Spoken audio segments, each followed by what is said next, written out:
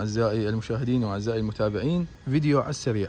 إذا عندك دراجة ولفات، يعني دراجتك يتبدل الدهن مالتها، مو يحترق ويطلع من الصالة نصه، شلون تقدر تعرف هذا الشيء؟ وهذا الجانب الأيمن أكو صرامات دهن. إذا ما كان أكو عندك هناك صرامات دهن، تفتح هذا القبض راح تلقى قبض دائري مال دهن، فإذا كانت ولفات لازم تبدل دهن. وإذا تريد تعرف شنو الدهن المناسب، خليك وياي بهذا الفيديو. أول شيء تسويه هو تجي إلى محل خاص ببيع الزيوت، يعني بس يبيع دهن.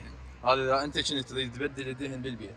اما اذا انت تقول انا ما ابي حيل، ولد واحد هو يبدل الدهن على الجاهز، فانصحك تروح الى محطه تبديل دهون. راح نطب هنا الى محلات ابو سيف البياتي، علم من اعلام محلات الزيوت في منطقه الشعب. راح تلقون الاخ حسن قاعد هنا. انا طبعا بالنسبه لي اختاريت الليكوي مولي ال 1040 الفورتي سكوتر. طبعا اذا تريد زيت خاص بالدراجات الاوتوماتيك الولفات اللي يتبدل الدهن مالتها، فلازم تلقى مكتوب عليه فورت او 4 ستروك. هذا بالضبط هو اللي خاص بالدراجات الولفات، ويكون مكتوب عليه شنو سكوتر. اما اذا كان دراجتك ولفات ولكن شنو جير مرسوم عليها ذيك الجير البطحات او شيء، فراح اوضح لك انه هذا مال بطح. فانت مال بطح اللي هي جير عادي اللي بيها كلتش، تحتاج الى دهن اتصور اقوى من الدراجات العاديه. حتى تركيبه الدهن تختلف ما بينها. بالضبط. وسعر نفس الشيء ولا اغلى؟ تقريبا نفس السعر، بس من ناحيه الشركات يختلف التركيب. زين. اما اذا كان دراجتك خبط يا عزيزي المواطن، اللي هي تفتح الصندوق وتدير الدهن بدبه صغيره بالصندوق ودراجتك تدخن ومفتاح ولا الشار، هذا بعيد عن هاي الدراج، هذا نعوفه. هذا الدهن اللي شلون تعرف الدهن مالتك؟ مكتوب عليه 2 سايكل او 2 ستروك او 2 تي، يعني مو يعني مكتوب عليه حرف 2 وبصفها تي، او حرف 2 ستروك او حرف 2 سايكل. هذا معناته انه هذا الدهن مال دراجات خبط، هذا ما يصير تخليه بهاي، وهذا الدهن ما يصير تخليه هنا. هو راح يشتغل بس ما يصير، مو صحيح. فاشوف اغلب الناس انه جماعه الدراجات الخبط يجيب دهن ويدير. يا حبيبي ما يصير، دراجه الخبط الدهن مالتها واحد. اسعار من الى بالنسبه لدراجات الولفات من الى السعر يبدي عندك مثلا من 5000 اي الشركات مثل الاذربيجانيه السعوديه، يبدي عندك 7 و8 اوروبي. مثلا عندك الموتور 18 لك موتور 15 جي وامزر 18 مع تغير السوق اذا صعد مضبوط بسعر الدولار. اي يعني شيء تقريبا من 5000 ل 18000 يعني، بعد تختار بكيفك. افضل نوعيات اللي تبدي من 7 فوق.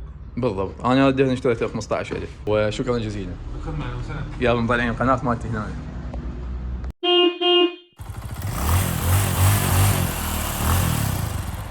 بعد ما نشتري الدهن نجي للبيت نعلق الدراجه جدريه سفري. من افتح الصوره مال الدهن او قبل ما افتح الصوره مال الدهن، هاي سهله. انت اذا تجيب لك دبه بلاستيك راح تضايقك، ما تقدر تطببها هنا وكذا. هاي تقدر تجيبها يمنى يسرى وما تنكسر. الصوره مال الدهن تكون جوا، البرغي يصير هو بشعب الماكينه. هذا هو البرغي اللي يتفتحه وراح ينزل الدهن من عنده. دا ترخيه بسم الله، ترخي تجي شو تسوي؟ تخلي الطاسه وتبدي تفتح بايدك. تجي على الصوره مال الدهن والفلتر، اذا عندك شويه بنزين تقدر تغسل هذا الفلتر. نرجع كل شيء لمكانه ونشد. طبعا يبقى ينقط عندكم اذا تركوه مفتوح، لانه تدرون الزيت يعني موجود بكل اجزاء الماكينه، لا تنتظر منه انه يصفر بشكل نهائي 100%. وهذا شيء غلط هم، انه تنتظره ييبس كلش. نجي نفتح القطره مال الدهن، وهذا الدهن انه باع من تفتح باعش يطلع. مسهلي لك العمليه. شويه تسحب لي فوق حتى تشلبت. هسه تمام. شلون تعرف انه دراجتك ايش قد تاخذ دهن؟ عاده ينكتب وين؟ على القطره مال الدهن. القطره مكتوب عليها 900. هذا اللتر مكون من 1000 مليلتر. هاي كل خط يمثل لك 100 مليلتر. فانت تيجي تدير هذا الخط باعه وتبقي بيها بالدبه، حتى الدراجه مالتك تاخذ 900 وال100 وين تبقى؟ بالدبه. وال100 مو ذبها، ال100 بعدين اقول لك شو تسوي بيها. اللي بقى عندك هو ال100 مليلتر اللي لازم تبقى بالدبه. شلون نتاكد من شغلنا انه احنا فولنا الدراجه بشكل صحيح؟ قطره قياس الزيت الموجود داخل المحرك تمسحها وتنظفها زين وتشدها للاخير. تمام. تجي تفتح مرت اللوخ، شغلنا تمام. هسه نجي على الدهن اللي بقى عندك، ايش راح تسوي بيه؟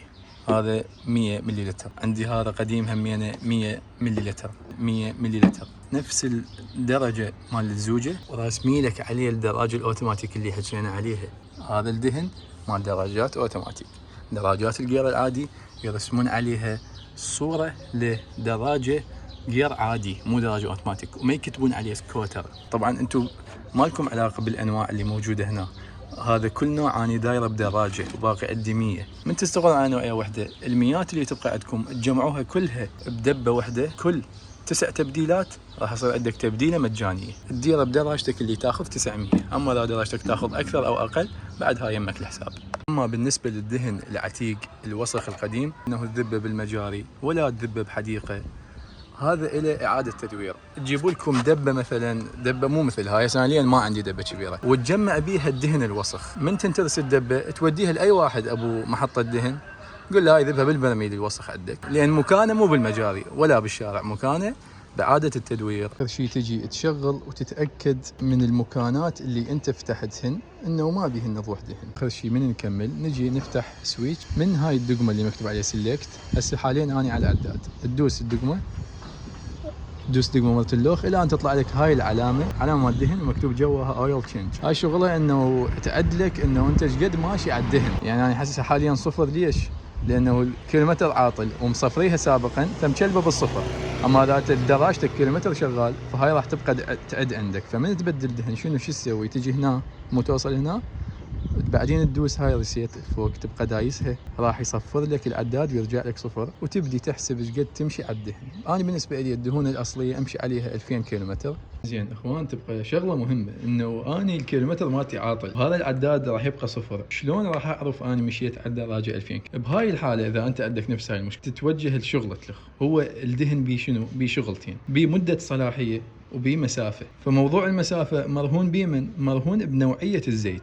ايش ما نوعيه الزيت تكون جودتها عاليه، ايش ما المسافه مالته تكون اكثر. اذا احنا الكيلومتر مالتنا عاطل نتجه لمن؟ العنصر المده مال الزيوت بشكل عام 6 اشهر بعد ما تخليها بالمحرك. يعني بعد ما الزيت درته بالماكينه بدت المده مال الصلاحيه مالته تقل، فانت تحسب 6 اشهر سواء ماشي عليه او ما ماشي، هذا الزيت ينتهي مفعوله. بالنسبه لي يوميا امشي بالدراجه تقريبا امشي بها 5 كيلومتر. 5 كيلومتر إذا نضربها في 30 يعني بالشهر راح يطلع عندي 150 كيلو. إذا أخليها ب6 أشهر، 6 أشهر 900 كيلو أنا ماشي بالدراجة، ما محقق ال 2000. وهو الزيت يمشي 2000 أبدله وما أبدله؟ أبدله، لأن صار عندي شنو؟ عنصر المدة أجي قبل عنصر المسافة. المسافة طخت 2000 عندك بدل. اما اذا المده طخت عندك 6 اشهر فبدل. ليش؟ لان هذا الدهن مالتك صار اكسباير. اخر شغله يعني انصحكم بيها، واشوف هوايه ناس سواق دراجات صراحه ما منتبه لها، هو موضوع فلتر الهواء يا حبيبي. الدراجات عموما بيها فلتر شوته، وخصوصا الدراجات الولفات متوفر الفلتر شوته مالتن كجديد. فكل تبديله ركز على انه هذا الفلتر القديم تشيله وتذبه بالزباله. ارجوك لا تنظفه، ترى ماكو داعي تنظفه لانه هو رخيص. يعني هذا الفلتر مال فلتر شوته مال سكنس، هذا السعر مالته من 3000 الى 4000 دينار. يحافظ لك على الهواء اللي يطب للمحرك ويطلع لك هواء نظيف، في سبيل انه منظومه التشويتر اذا دراجتك كانت نوزل تبقى نظيفه، واذا دراجتك كانت الكابريتر تبقى نظيفه وما يطب الاتراب. هاي خلصت حكي واكو شغله لخ، بس لا وايد حكيت. تحياتي لكم، في امان الله.